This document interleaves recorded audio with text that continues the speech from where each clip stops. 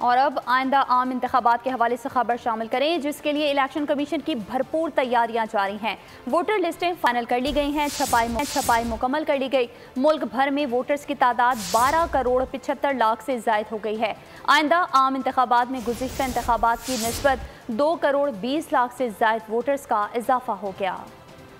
Voter लिस्टें final, छपाई मुकम्मल। Election commission की आम इंतखाबात के लिए तैयारियां अहम मरहला तय कर लिया। 2 करोड़ 20 लाख से जायद वोटर्स का इजाफा हो गया। मुल्क भर में वोटर्स की तादाद 12 करोड़ 75 लाख से जायद हो गई। जरा इसी के मुताबिक बगैर तस्वीर वाली वोटर लिस्टें तैयार कर ली गई। इस्लाह की बुनियाद पर तरतीब भी शुरू कर दी गई। लिस्टें दिसंबर के पहले हफ्ते में रिटर्निंग अफसरान को दी जाएंगी। उम्मीदवारों की अहलियत की जांच होगी। फहरिस्त उम्मीदवारों को भी फराहम की जाएगी। तस्वीर वाली वोटर लिस्टें आइंदा साल जनवरी में आरओज़ को फराहम की जाएंगी।